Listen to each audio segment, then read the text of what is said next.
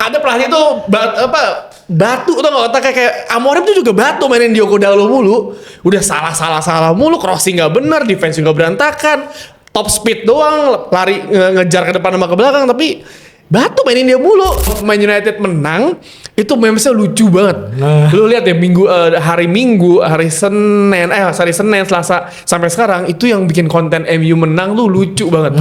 Memesnya tuh lucu, nggak ada yang negatif, positif tuh. Iya kayak sombongnya tuh keluar semua gitu loh. Karena kapan lagi bisa sombong? Maksudnya dari 2013 sampai sekarang tuh lu sombongnya susah gitu. Sampai nggak juara sih kayak fansnya stres dah. Kayak fansnya bisa ngomong di depan kaca deh. Kenapa tim gua nggak juara?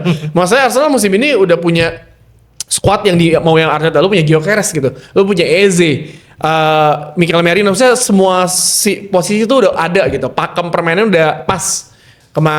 Pas kita tag ini kemana Arsenal baru ngalahin Atletico 4-0. Skor yang luar biasa, jarang Atletico dibantai loh. Terus sekarang di top of the league di Premier League. Jadi menurut gue musim ini bisa banget mereka juara. Yo, ketemu lagi dengan saya Dedi Keprianto di podcast Ruang Bola. Podcast ngobrolin sepak bola dunia ya. Dan sepak bola Indonesia tentu saja. Dan sepak bola luar angkasa kalau ada. Dan saya tentu saja nggak sendirian sama rekan saya Indro yang bukan warkop. Abang Indro? Ya. Kok lu sekarang happy nih? Padahal tim lu lagi anjlok. Enggak, kemarin kalah. Orang-orang bilang udah jangan kerja dulu karena pasti dibully di kantor. Oh, lu dapat libur? Enggak, gua enggak masuk. Cuma pas gua ketemu sama fans MU, selalu gua bilang, "Selamat ya. Gua kalah nih, gua potong rambut." Oh iya bener. Jadi teman-teman, Abang Indro kan ketum PST. Ini Paguyuban Supporter, rambutnya gondrong kemana-mana. Gara-gara MU dia potong rambut. Dan hari ini Abang Indro, ada sosok yang dianggap sebagai dia itu orang yang membawa gerombolan MU ini keluar dari Goa. Membawa tapi dia kalau di Goa laku katanya. Waduh, oke kita sambut bareng. Iya. Tio. Tio.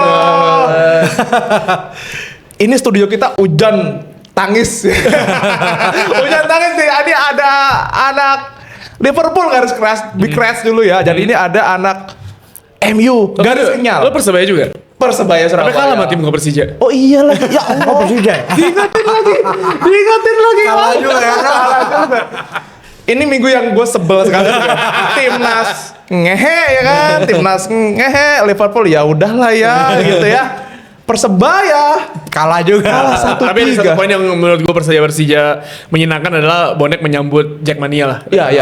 Itu menurut gue momen yang keren lah. Emang seharusnya sepak bola tuh kayak gitu, lalu fans away bisa datang nonton dengan menikmati dengan baik, dengan nyaman. Intinya gitu doang sih. Iya. Bukan malah dilarang ya. Bukan malah dilarang. Datang sambut. Kan jadi baik-baik aja. Iya, itu kan yang kita perjuangin lama ya, bahwa sepak bola itu harus dirayakan. Sepak bola itu harus lebih kayak tamasya keluarga gitu. Betul. Happy gitu. Misalnya kayak misalkan gue misalnya nggak bisa nggak apple ya. Misalnya pas gue tinggal di Singapura, gue nonton Liga Singapura, ya keluarga tuh ada yang datang sekeluarga. Walaupun Liga Singapura gitu aja kan ya. Ya gitu aja beneran. Katanya sih Tarkam versi lebih oke lah ya. Banyak pemain yang juga mesti kerja sebagai ekonom, banyak pemain yang mesti kerja sebagai polisi ada. Jadi maksudnya bukan profesional. Ada pemain profesional tapi nggak segitunya. Makanya pas gue kesana lihat harusnya sepak bola tuh menyenangkan lah ya. Lu datang ke stadion dengan keluarga, bawa dengan anak, pasangan, lu first date lu ke stadion. Karena ambience tuh beda lagi nonton stadion. Oh, iya, yang bisa dilakukan sekarang adalah orang nonton timnas waktu perjalanan menuju Piala Dunia walaupun akhirnya gagal ya. Itu kan juga salah satu contoh. Oh kita bisa nonton sepak bola dengan nyaman. Walaupun aplikasinya masuk stadionnya ribet. Calo sana sini tuh.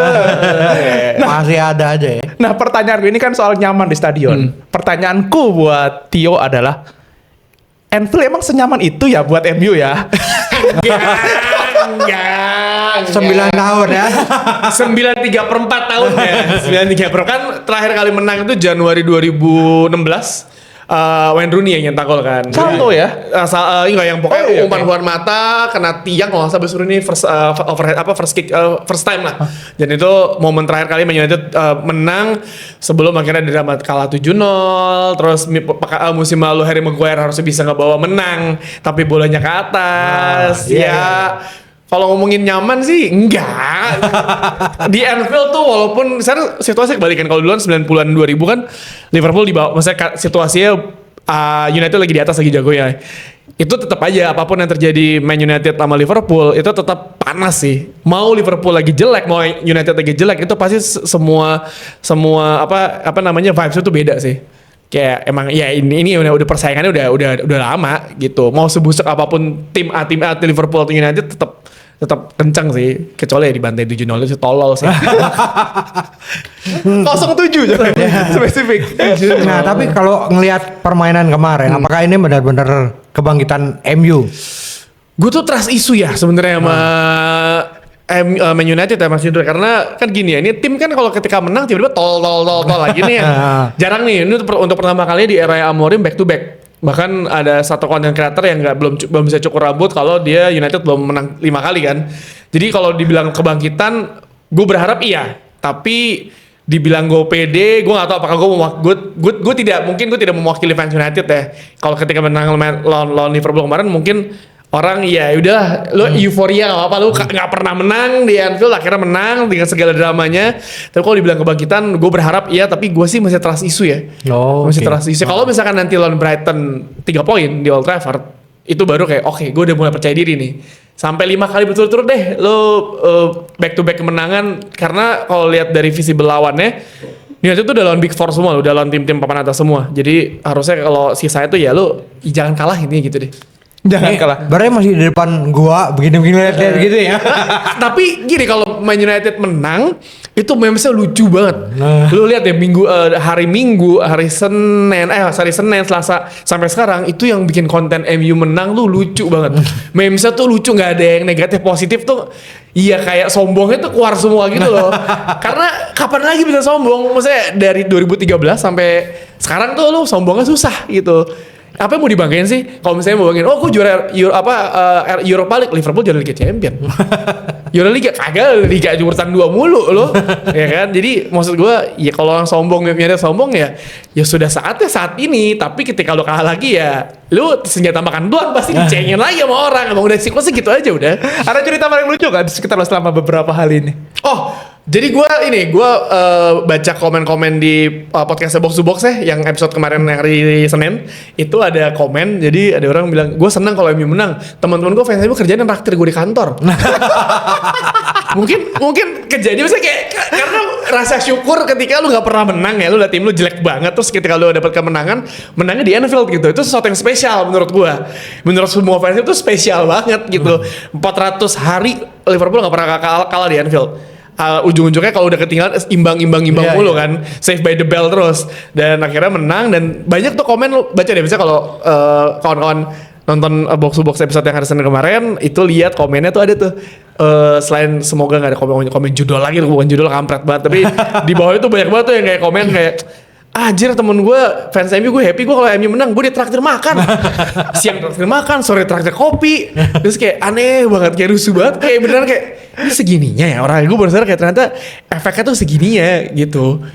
Dunia sedang baik-baik saja kalau MU menang berarti ya. Dunia sedang baik-baik saja gini. Di Inggris MU menang, di Itali AC Milan nomor 1. Oh, ini kembali tahun 90-an 2000 ya. Wah, gue mesti nagih teman-teman gue yang MU nih. Betul. Sudah saatnya Mas Indro. Nagih aja udah. Oke, kita balik ke trust issue.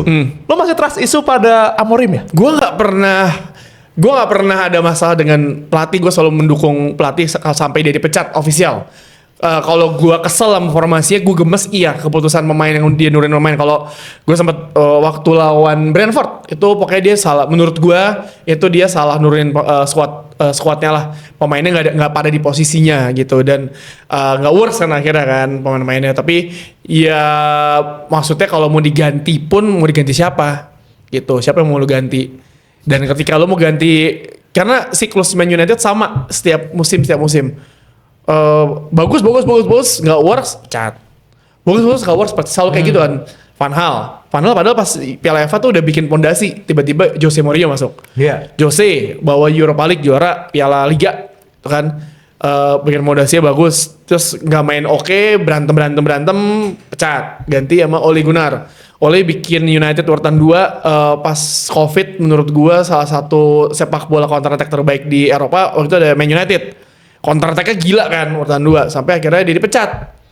Yang kalah. Jadi emang ya kayaknya sih dulu emang gak ada pattern yang bener gitu, gak ada Filosofi gitu ya? karena menurut gua kalau kalian habis nonton tuh dengerin wawancara Klopp yang baru tuh, dia tuh bilang bahwa Man United 2013 peninggalan Sir Alex itu nggak ditinggalin dengan legacy yang kuat untuk jadi pondasi bisa bertahan. Karena kalau saya lebih pikir adalah bener juga, karena sebenarnya ketika Ronaldo Tevez cabut, Rooney kan mau cabut tuh.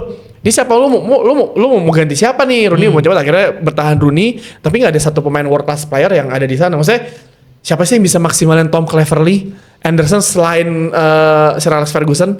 Tom Cleverley timnya kagak sukses gitu. Iya. Maksudnya banyak pemain-pemain yang akhirnya fondasinya tuh berantakan.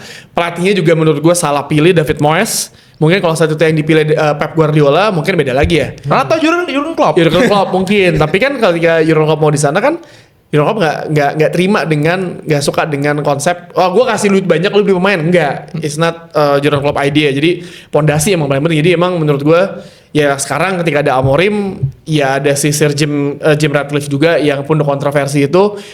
Jadi ya gue sih tetap percaya dan berharap aja sih gitu sampai akhirnya official dicabut gitu. Gue ada momen kok gue kesel banget. Kesel banget. Tapi kalau ditarik ke belakang lagi, terkadang tuh bukan salah Amorim, salah pemain individual. Berapa kali Onana atau Bayindir melakukan blunder. Adili Onana. Ya kan? Sampai ada beloknya. Iya, lu bayangin terus berapa kali Bayindir, Onana sampai melakukan blunder. Ketika kiper lo oke, lagi main dua-dua lagi oke, ntar ada back lo yang melakukan kesalahan. Jadi kayak individual mistake-nya tuh banyak banget gitu loh. Jadi kalau ditarik ke belakang, kalau ditarik lagi mungkin Amorim ada salah. Tapi pemainnya juga punya andil juga. Tapi kalau dibilang gue masih nge-back si Amorim, iya. Karena siapa lagi? Masa Sam Allardyce? Sean Dyche sudah mau ke Nottingham Forest. Sudah mau menyelamatkan mereka siapa. Jadi ya udah saatnya. Dan karena kan kalau misalnya orang bilang United dibully mulu, ya wajar. Karena kalah mulu. Yang bisa ngeberhentiin orang ngebully United adalah lu menang. Udah that's it. Selesai. Liverpool, Arsenal dulu diceng-cengin mulu. Yang bisa bertiin mereka diceng-cengin apa? Ya menang. Walaupun Arsenal gak juara-juara ya. Arsenal gak juara-juara ya. Nah, kalau musim ini menurutmu Arsenal gimana? Bisa, harusnya bisa. Sampai gak juara sih kayak fansnya stres dah. Kayak fansnya bisa ngomong di depan kaca deh. Kenapa tim gua gak juara? Maksudnya Arsenal musim ini udah punya squad yang mau yang Arteta, lu punya Gyökeres gitu. Lu punya Eze. Mikel Merino, maksudnya semua posisi itu udah ada gitu. Pakem permainan udah pas. Pas kita tag ini kemarin Arsenal baru ngalahin Atletico 4-0. Skor yang luar biasa, jarang Atletico dibantai loh. Terus sekarang di top of the league di Premier League. Jadi menurut gue musim ini bisa banget mereka juara. Tapi kan gue yakin pasti fans Arsenal juga punya trust issue. Kebiasaan ngejagain trofi sampai 3-5 minggu terakhir tuh kan udah sering ya mereka. Jadi Sering. nunggu sampai Maret atau bulan Maret April lah harusnya udah bisa kelihatan. Tapi gue sih ngerasain apa yang dirasain sama fans Arsenal, kayak anjir lo nungguin sampai akhir, jadi gue kayak ya elah yang juara City. Ya nggak bisa salah juga, City lagi OP banget waktu itu kan. Ya elah yang juara Liverpool. Misalnya gini, City aja pas City juara, Liverpool tuh urutan 2 poinnya udah 90 lebih loh. Iya. Beda 1 poin itu udah gila menurut gue. Yang kompani nyetak gol itu menurut gue udah lebih gila. Maksudnya Liverpool lagi gila, City lebih gila lagi. Jadi emang udah sulit saat itu sih. Jadi bayangin dia nungguin 30 tahun. 30 tahun. udah kejar tiba-tiba kompani dari luar kota mana gitu. Lo kayak wah elah dia mah nyesek banget, nyesek anjing ngelekit. Oke, kita balik ke soal ini, Tio. Apa? Pertandingan kemarin. Iya. Menurutmu pemain yang paling oke siapa aja pemain itu? Kalau di Liverpool kan kalau kita lihat statistiknya ya udah emang cuma Szoboszlai yang paling mendingan lah ya gitu ya. Gakpo bagus ya. Gakpo bagus. 3 kali kena dia. Gakpo tuh apes lebih tepatnya, dia apes. Tapi kalau pemain terbaik selain Harry Maguire, gue nggak bisa nyebut individual karena gue mesti kredit ke back three-nya Man United sih. Luke Shaw, Harry Maguire sama De Ligt. Semua saling melengkapi. Gue tuh misalnya orang banyak yang kritik Luke Shaw. Kalau misalkan ngomongin kritik Luke Shaw adalah ya lo mesti ngelihat dia tuh baru sembuh cedera panjang loh. Dia cedera panjang, cedera sekalinya main langsung final Euro 2024. Inggris kalah pula lagi kan. Besok main lagi United sekali apa 2 kali, besok cedera lagi panjang, pas balik belum top formnya, dibully pas lagi lawan di final Europa League kan. Jadi dia belum balik top formnya dan kemarin akhirnya nunjukin bahwa ya kenapa dengan back three ini Luke Shaw, Maguire sama De Ligt ya karena mereka mau apa namanya setidaknya menstop bola. Kalau kalian lihat sendiri Maguire kan dia bisa, Maguire tuh adalah salah satu pemain belakang dengan akurasi umpan terbaik. De Ligt itu cepat banget untuk nge-cover semua pergerakan lawan. Dia lari cepat ya walaupun badannya gede. Jadi saling melengkapi dan kalau ngelihat gol pertama Man United itu kan umpan, kenapa akhirnya ada si Van Dijk ngikut McAllister gara-gara Harry Maguire kan. Harry Maguire second bola dapat dan itu strateginya Amorim kemarin. Tidak memenangkan first ball tapi second ball ya dimenangin dan itu kejadian sama semua tim yang kalian Liverpool. Mereka bisa unggul karena second ball. Kalau kalian lihat di pertandingannya itu di lini tengah Liverpool tuh kosong, beneran kosong, nggak ada pemain sama sekali. Jadi karena Man United tuh narik ke depan sama ke belakang karena untuk menangin second ball dan itu kuncinya. Jadi menurut gue kemarin back three-nya United man of the match sih. Nah, kalau Sama kiper gak sih? Betul, karena bikin kita tenang ya. Tenang banget, akhirnya punya beneran kiper beneran. Gila. Nah, kalau ngelihat kan 5 pertandingan sebelumnya 5 pertandingan Arne Slot kayaknya kalahnya juga malah kebalikan ya. Tadinya selalu punya Arne time gitu kan, kayak Fergie time dulu kan. Gitu. Tapi kalau lo ngelihat perubahan seperti itu apakah memang karena permainan Arne Slot nggak meyakinkan atau seperti apa? Kalau gua ngelihat sendiri adalah ketika lu sebenarnya ini kan kejadian ketika Arne Slot juara dan dia mendapatkan semua pemain yang dia inginkan sebenarnya. Florian Wirtz, Hugo Ekitike, terus ada Kerkez di kiri. Dan kalau ngelihat sendiri kalau kemarin kalian nonton di video tuh ada, kalau misalnya Big Match tuh ada namanya Data Zone. Data Zone tuh komentatornya beda, terus dia ada statistik semuanya tuh di layar gede gitu lah. Nah, si komentatornya bilang kayak pas Liverpool nyamain kedudukan, dia cuma intinya bilang gini, Liverpool nyamain kedudukan tapi belum tentu yakin mereka bisa memenangkan pertandingannya karena sangat shaky sekali. Jadi karena ini kejadian berkali-kali mereka kebobolan di menit akhir. Lawan Chelsea polanya sama. Lawan United juga polanya sama. Dan kalau dibilang masalahnya formasi, menurut gua adalah musim lalu ada 2 pemain yang melakukan operan ke depan dengan cepat, yaitu Andrew Robertson sama Trent Alexander-Arnold. Walaupun Arnold jelek banget defense-nya. Kan di ayam-ayamin tuh pas yang di Anfield lawannya itu sama Martinez. Tapi 2 pemain ini bisa progresi bola ke depannya cepat. Gue tuh babak kedua di menit 70-an gue udah takut kalau si Arne Slot masukin Robertson. Robertson tuh crossing bagus banget. Kacau, bagus banget. Menurut gue di situasi saat itu di mana United juga lagi grogi, gue yakin banget tuh United pasti grogi tuh karena udah ketika Mason Mount sama Ahmad ditarik itu kan langsung Liverpool megang bola, gampang banget megang bola ya karena Cunha sama Mbeumo tuh nggak biasa untuk tracking back, di mana sebelumnya ada Mason Mount sama si Ahmad yang tracking back, ini nggak ada yang tracking back, jadi dia tuh gampang lah, apalagi Chiesa masuk, pas Chiesa masuk wah nih kebobolan nih United nih, tapi setelah itu gue lihat kok Liverpool juga gampang banget nih kerebut bolanya, apalagi untuk ngejaga pemainnya, ngejaga Cunha aja tuh gampang banget. Jadi ada banyak masalah yang harus Slot pikirin ya, harus dipikir juga. Mungkin dia tim dengan counter attack, tapi kalau lihat gol Harry Maguire ketika Bruno Fernandes passing ke Mbeumo terus kena pemain Liverpool dan Fernandes itu kemarin Roy Keane bilang 1 dari 100 pemain bola yang akan langsung melakukan crossing volley seperti itu cuma Bruno Fernandes, karena biasanya pemain bola dapat bola itu ditahan dulu di crossing, Bruno langsung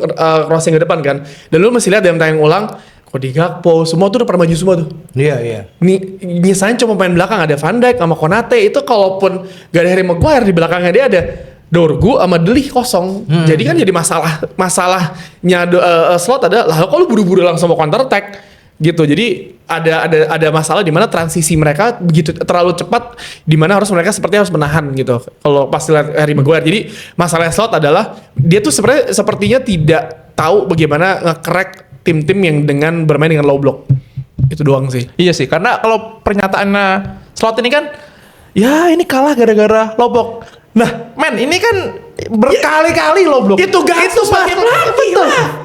Gue tuh tadi saat di jalan itu kan dengerin podcastnya Dokter Tirta, ngamuk-ngamuk lah ya seperti biasa. Marah-marah mulu dia. Marah-marah mulu. Temen-temennya dia nih. Disebut gue sama gue lagi tiba ikut-ikutan tuh. Apaan nih anjing, gue cuma ngecekin doang. Gue mau pas lagi Jakarta Festival itu pas dia di garis finish, gue pengen nungguin dia di garis finish pakai jersey MU sambil makan cimol bucut. Ayo dok, finish dok. Oke, karena besok gue JRF, gue akan gitu juga deh.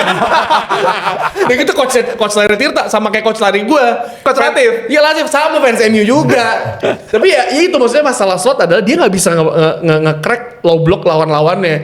Ini misalnya kalau misalnya lu lihat wawancaranya dia, responnya dia kayak orang hopeless tuh nggak. Masa lu nyuruh tim, ayo dong lu mainin Sesko aja, lu mainin ini sesuai dengan gue biar gue menang. Menurut lu gila kali jadi pelatih ya? Masa kayak ya kita nggak tahu kita, ya gue nggak pikir United nggak bakal mainin Sesko, iya kan serah pelatih gue dong mau mainin siapa aja. Karena mainin Sesko ke sana, Sesko pasti dibully sama Konate sama Van Dijk, makanya dimainin Cunha, Mbeumo sama si Mason Mount buat apa? Biar dapat second ball. Masa dan itu bukan kejadian pertama loh, slot digituin nama tim lawan loh. Ini berarti kan udah 4 kali berturut 4 kali. Kalau misalkan ini kan ditayangkan Liverpool belum ketemu Frankfurt ya. Kita rekam ini. Kalau bentar udah ketemu terus tiba-tiba Liverpool kalah, ya udah something wrong sih sama slot sih. Berarti menurut lu slot miskin taktik ya? Gue gak bisa bilang pelatih mesin taktik, mungkin gak peka aja sih. Gak peka aja sih. Ada pelatih tuh batu tuh gak otaknya kayak Amorim tuh juga batu mainin Diogo Dalot mulu. Udah salah mulu, crossing gak bener, defense juga berantakan, top speed doang, lari ngejar ke depan sama ke belakang, tapi batu mainin dia mulu, gak ada pilihan lain. Jadi ya ada pelatih batu. Bukan, gue tuh selalu tidak suka dengan Coach Jasin bilang mesin taktik. Yang dia sahabat gue ya, dia bilang apa sih coach mesin taktik? Dia ketawa-tawa doang. Kayak ya emang pelatih emang ada mesin taktik, mungkin dia mentok kali ya. Gareth Southgate tuh salah satu mesin taktik. Final Euro gak bisa ngapa-ngapain loh, elah. Tapi ya setiap pelatih pasti punya plan A, plan B, plan C. Nah slot itu menurut gue dia seperti kayak kebingungan aja kemarin sama United. Gue yakin kalau itu babak kedua masukkan Andy Robertson berantakan tuh Man United. Crossing, bahkan Gakpo aja bisa narik beberapa pemain United untuk ke dalam sampai akhirnya dia bisa passing ke luar kotak penalti ditendang. Dibilang Liverpool mainnya jelek, gue sih nggak bilang Liverpool mainnya jelek. Menurut gue cuma apes saja. Hari apes kan nggak ada di tanggal kan? Betul. Iya, jadi kayak menurut gue apes aja sih itu. Tapi hasilnya ini potong rambut. Gak apa banyak, karena gue ketika Man United menang banyak kayak content creator di Eropa gitu, ada yang pede bilang kayak berapa skornya, wah 8-0 nih dibantai lagi, wah pede banget, tiba-tiba kalah tuh kayak kasian nyet. Gue juga pas sebelum pertandingan tuh gue udah pesimis gue, ya imbang aja kali udah bagus nih. Liverpool kena karma ini bro. Tapi ini Liverpool tuh agak sial kalau beli pemain striker dari Newcastle. No refund tapi ya ini no refund. Walter Made jago banget. Jago banget. Iya kan dulu Andy Carroll juga kan. Tapi kok Andy Carroll tuh emang ditipu Mike Ashley aja lu. Lu scam itu. Lu tambah 5 juta lagi dapat David Villa itu. Itu scam coy. Scam aja Mike Ashley, bikin Mike Ashley lah Andy Carroll. Tapi ya kalau misalnya ngelihat ini kayak gue tuh jadi ide jauh ketika Liverpool jual Coutinho. Iya. Beli pemain banyak terus nggak works gitu kan. Dan sebenarnya ini kan ya gue tuh selalu bilang sebelum musim dimulai, gue dan beberapa jurnalis lain tuh setuju bahwa pembelian Liverpool musim ini salah satu pembelian terbaik sebelum liga dimulai ya. Kita nggak tahu hasilnya. Ekitike, Kerkes, terus ada si Florian Wirtz gitu. Jadi maksud gue ya lu ada di sana. Tapi ya menurut gue ketika lu melepas Nunes, gue agak kok dilepas tuh, mungkin dia pede dapat Isak, tapi kan beda tipe nih. Iya. Nunes itu kalau misalnya lagi posisi kemarin, Nunes masukin ada Robertson crossing itu bisa gol itu. Dengan gerasak-gerusuknya ya. Gerasak-gerusuk gitu. Jadi dan gunain Nunes terkadang mungkin Nunes kalau dapat chance one on one goblok gitu ya. Tapi Nunes itu kerjaannya ngebuka ruang untuk Mo Salah. Mo Salah tuh lagi jelek banget loh 4 pertandingan terakhir loh. Jadi ya kemarin tuh ada Mo Salah yang gua sampai teriak kayak anjing jarang banget Mo Salah di depan gawang tuh bola ke kiri, walaupun emang Lamens juga maju kan. Jadi kayak off banget sih. Emang masih ada sedikit perubahan di line up dan juga strategi ya Klopp sih. Strategi kalau menurut gua nggak diubah total tapi pilihan pemain. Pilihan pemain ya. Pilihan pemain. Menurut lo Liverpool bakal juara lagi gak? Dengan kondisi kayak gini? Sulit sih kalau ngeliat kayak gini ya. Sulit kalau kayak gini. City pelan-pelan di atas loh. City pelan-pelan. Iya, udah ranking 2 juga kan. Walaupun suka tiba-tiba kaget kalah gitu. Kok lu kalah anjir, aneh banget gitu City. Tapi ya City bisa ini. Tapi kalau menurut gue, kalau kayak mainnya kayak sekarang, kayak dan semua orang udah tahu cara, karena kan zaman di Premier League sekarang enggak, di sepak bola sekarang ini pola formasi udah mulai berubah nih. Bukan lagi tiki taka play by play dari belakang, semua mainnya direct long ball. 90-an 2000-an lah long ball. Even City loh. City juga itu karena Pep tahu nih, gue udah nggak bisa lagi nih karena orang udah tahu cara nahan gue untuk build dari belakang. Orang udah pinter untuk ngepres semuanya. Jadi long ball is the key, direct football is the key. Tapi ya gimana cara lo memaksimalkan semua peluangnya. Karena kan ketika direct lo sebenarnya resiko ya, bola bisa datang ke lo bisa enggak gitu. Yeah. Jadi gimana cara slot bisa mengantisipasi ini. Liverpool tuh punya salah satu striker lini depan terbaik loh. Florian Wirtz tuh di Bundesliga kacau cuy. Dan Di Jerman juga sama ya? Nah, gue lebih prefer mainin Ekitike dibandingin Isak. Iya. Isak itu masalahnya datang pas masuk ke Liverpool, dia tuh kayak ke preseason. Belum masuk preseason. Gue pikir dia akan di bench dulu masuk ke babak kedua, ternyata langsung starter. Jadi gue mendingan Ekitike sih. Ekitike masuk kemarin kacau cuy. Gila tuh kayak Chiesa. Lu masih coba Chiesa. Chiesa masuk langsung ngalir tuh. Itu pasti dari Chiesa kan Gakpo. Iya. Yang gol itu jadi coba ada perubahan lah Mr. Slot. Amorim yang bisa berubah walaupun kecuali tetap mainin Diogo Dalo ya. Dorgu gak bisa ngapa-ngapain soalnya. Dorgu sama Dalo sama anjir emang kayak aduh fullbacknya dua begini. Kalau lu mau majuin Luxio ke sana, Luxio udah capek pasti kan. Jadi kayak ya udahlah kita coba bisa berserah kepada Allah Subhanahu wa taala kemarin. Kalau tadi Liverpoolnya, kalau MU-nya prediksinya ke peringkat berapa nih? Sebagai fans gue realistis aja ya. 4 besar udah alhamdulillah kok. Alhamdulillah UCL, besar. masuk UCL. Karena lu gak gini, kayak kemarin tiba-tiba lagi box to box si Jerry fans Arsenal kan, host gue tuh bilang kayak, tapi lo bisa nih MU juara. Pernah bilang, woi gue mau Roses enggak mungkin juara. Ya kalau juara alhamdulillah, tapi kita sebagai fans realistis lah. Palingan 4 besar gitu, 4 besar masuk Liga Champions, step by step aja pelan-pelan. Repelita bang, rencana pembangunan 5 tahun. Iya kan, paling bener. Itu karena jaraknya kalau lihat klasemen itu jarak sama Liverpool tinggal 2 atau 3 poin gitu loh. 3 kan? 3 sama atas juga tinggal 6 atau 9 gitu dong. Tipis. Tapi ya semua bisa berubah karena gue tuh paling kesel adalah ada international break. Kayak ngapain anjir? Lagi momen lagi dapat nih. Gue tuh selalu percaya United kalau habis international break langsung goblok gitu. Untungnya kemarin enggak ya. Itu momentum. Sepak bola bukan selain faktor strategi pemain, momentum sama keberuntungan. Udah tuh itu dua hal yang nggak bisa dijelasin secara gamblang, tapi it happens di dunia sepak bola. Mungkin karena Kluivert dipecat ya, jadi semangat. Kalau itu emang udah pasti Ampun dipecat. banget, Anjir. Yang kalau Juju kan dipecat ngapain pecat yang lama? Tapi nanti kita simpan dulu urusan Bapak Patrick ini, Bapak Patrick. Nah, oke. Ini kita next week nih. Nah, MU versus Brighton. Brighton ini kan wow, ini kan bisa ganjalan ini. kita lebih menang ya, coba bentar. Angin-anginan juga kan tapi. Tapi kan dia bisa jadi apa ya? Batu sandungan lah Iya, untuk tim-tim besar gitu ya. Liverpool. Oh, dia habis Berkali-kali. ngalahin Newcastle 2-1 kan. Danny Welbeck lagi. Legenda, bro. He's still there, bro. Dia nyetak gol ini. Legenda, bro. Dia menurut gua salah satu kesalahan brutalnya Van Gaal adalah ngelepas dia sama Chicharito sama Johnny Evans waktu itu. Johnny Evans. Aneh banget tuh Van Gaal emang kelakuannya. Shinji Kagawa juga udahlah. Selalu dah Van Gaal. Aneh.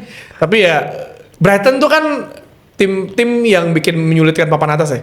Iya. Tapi sebenarnya kalau ditarik lagi United tuh udah ketemu City, Arsenal, Liverpool, Chelsea, udah ketemu tuh. Sebenarnya tim-tim itu udah yang diwaspadai. Nah, biasanya dong tim-tim Brighton tuh suka aneh. Tapi enggak dong. Maksudnya main di Old Trafford harusnya sih 3 poin ya harusnya. Gue sih percaya ya 3 poin. Tapi kan Brighton kayak gini. Tim-tim tuh kalau ngelawan United, either pemainnya ada satu yang jago atau kiper bener-bener jadi jago banget. Lo sadar gak? Secara gini deh. Gue gak tau karena gue fans sama jadi biasa ya. Tapi gue selalu kayak nonton dulu zamannya Derby County. MU lawan Derby County. Marpum adalah dulu tahun 2000-an tuh jago setengah mati lawan United. Lawan Bolton, Jussi Jaaskelainen. Kagak bisa dibobol. Lawan Blackburn Rovers, Brad Friedel kagak bisa dibobol juga. Friedel. Terus sekarang kiper ketiga United Tom Hinton dulu pas lagi di mana gitu. Kagak bisa dibobol juga. Lawan Wigan juga susah, lawan aduh gila kayak Thomas Kuszczak akhirnya sampai dibeli tuh gara-gara nggak bisa dibobol sama Man United. Jadi kayak tim-tim ini tuh suka tiba-tiba pemainnya ada yang jago banget. Gitu lawan United ada yang nggak tahu yang United tolol aja atau gimana nggak ada yang tahuan, tapi ada nih pasti ada faktor X yang membuat United nggak bisa nyetak gol, ada tuh pasti. Tapi ya kalau plannya benar dimainkan secara semua berjalan lancar, pemainnya nggak ada yang aneh-aneh, harusnya 3 poin sih harusnya ya. Harusnya, tapi kalau enggak kan ya udah it's Man United. Ya udah. It's Man United. Itu pasti dengan pola bayangan lu akan terus. Ini kan salah satu pelatih yang kelas kepala nih, Amorim kan. 3 back dipaksakan dengan begitu. Ini pokoknya dia percaya, gua 3 back doang gitu. Lu masih tetap yakin nggak dengan Sebenarnya 3 back gak masalah. Gasser di Palace, Niko Kovac di Dortmund tuh 3 back semua. Banyak yang udah main 3 back sebenarnya. Tapi STY 3 back. STY 3 back. Nah, tapi bedanya adalah gue waktu siaran Bundesliga, kan gue siaran di RCTI kan Bundesliga, gue nonton Dortmund, gue lupa Dortmund siapa gitu. Nah Dortmund 3 back, beda ya pemainnya Dortmund tuh semua fight, kayak beneran lari depan belakang ngejar. Pas ngeliat MU yang sebelum main lawan Liverpool, si lari tuh pemain lu kagak ada yang mau lari, kagak ada yang track back, aduh capek ya gue, kayak anjir deh. Bedanya itu, karena lu kalau main sistem 3 back, lu transisi lu mesti cepat, either lu nyerang dan ke belakang tuh mesti cepat semuanya, gitu nggak bisa santai. Kayak gitu jadinya. Kalau menurut gue sih works karena ya tapi harus ada adjustment pemain yang dibeli sih. Gitu. Wingback lu mesti butuh fullback baru, wingback baru. Kiri lu nggak mungkin bertahan sama Diogo Dalot mulu gitu. Diogo Dalot dan Dorgu juga kayak aduh suka Dorgu di Denmark jago banget tapi sorry itu saya di Premier League nih kayak kok lu gini sih gitu kan. Sayang menurut gue agak disayangkan. Tapi ya dengan 3-4-3 works lah. Conte aja bisa juara Premier League kan. Iya, tahun kedua anjur. Langsung berubah, langsung dipecat. Kalau Brentford lawan Liverpool lo lihat gimana? Ya masa Liverpool gak bisa menang lawan Brentford? Tapi Brentford habis ngalahin West Ham loh. Betul. 2-0. Gila loh, ya kan? Iya. Tapi ya apa ya? Gue tuh selalu kalau ketika orang nanya gimana skor atau prediksi, aduh gak bisa lah gue coba bisa ngasih analisis gimana match ini kemungkinan akan seperti apa. Gue agak takut untuk bilang kan misalkan, oh MU menang nih. Orang pada ini lagi masang gara-gara wah kalau MU menang kok lu kalah sih anjir. Jadi gue gak, kalau kata Jasin kalau lo tanya skor pasti gak mau deh. Emang gue cenayang apa gitu. Jadi ya bener sih gak kan. Tapi kan kalau ngeliat dari performa atau apa seharusnya United bisa unggul. Yang harus dikhawatirkan adalah Liverpool lawan Brentford. Lo bisa lihat Brentford lawan West Ham kemarin, buset, kacau cuy. Semua itu kalau Kehilangan banyak pemain, beberapa pemain, tapi tetap gila sih Brentford. Walaupun ya mungkin dapat tetap papan tengah ya. Tapi kan Liverpool ketika lawan tim seperti Brentford, something happens lah. Nah tapi kuncinya adalah lawan Frankfurt dulu. Ketika lawan Frankfurt misalkan kalah, waduh tuh gue gak tau lagi dari ruang ganti kayak gimana tuh. 5 kali cuy berturut-turut berarti kalau kalah kan. Iya. dengan skor yang identik. Ya kan skornya identik ya gitu 1-0, 2-1. Kebobolannya menit akhir. Menit akhir. Karma sih. Arne time to lose. Ya kan gitu.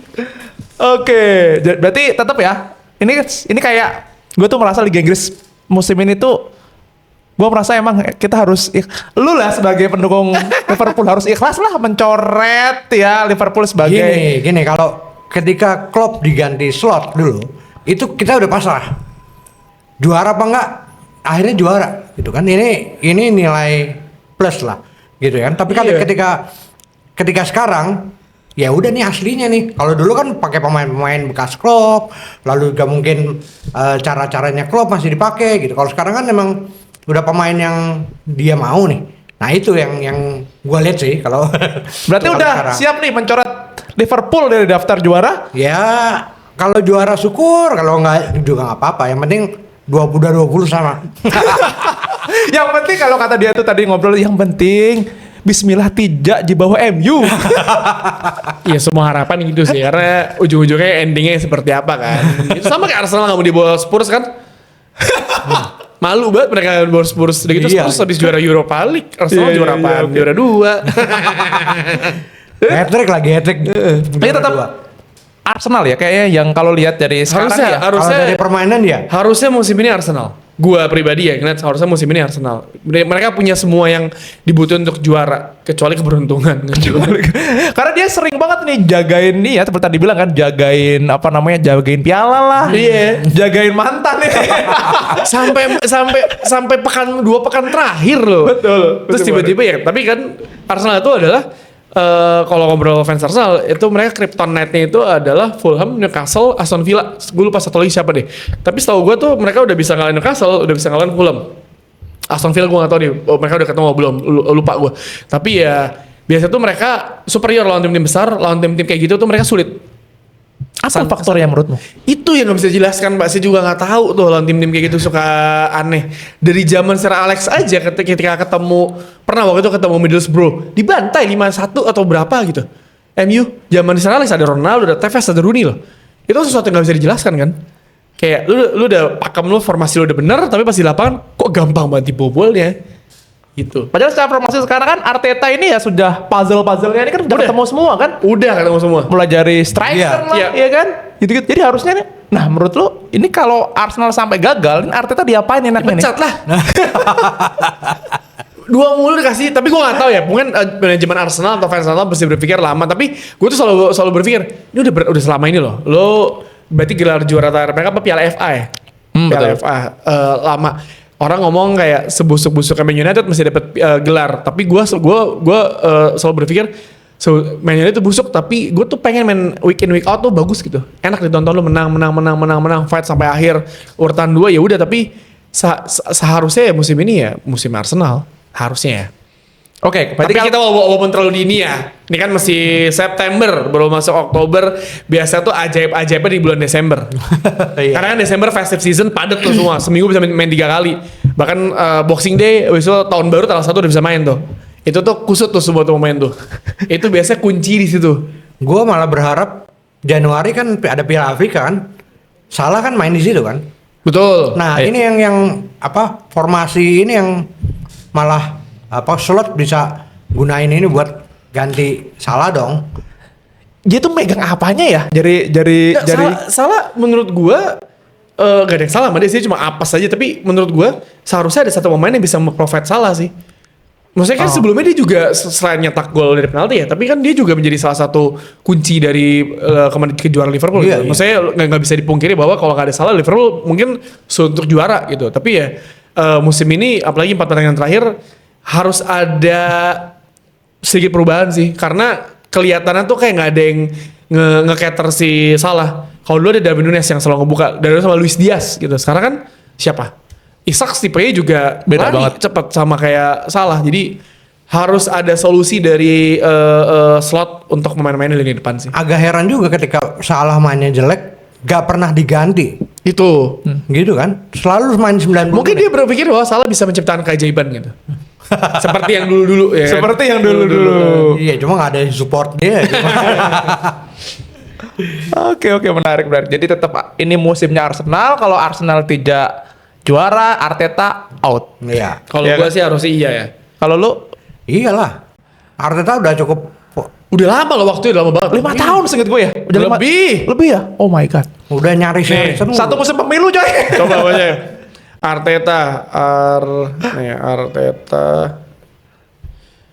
Ya kan? Arteta in Arteta sudah dapat semuanya, Declan Rice, ya kan? Betul. Gyökeres. Udah dapat semuanya dia. Semuanya lah yang dia mau dari yang katanya manajemen yang Dari 2019. Iya udah. 19, 20, 21, 22, 23, 6 tahun. 24, 25, 26 tahun. Udah lewat repelit aja.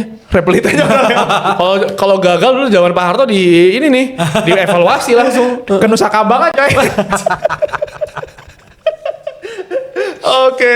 Oke, menarik sekali obrolan Liga Inggris kita.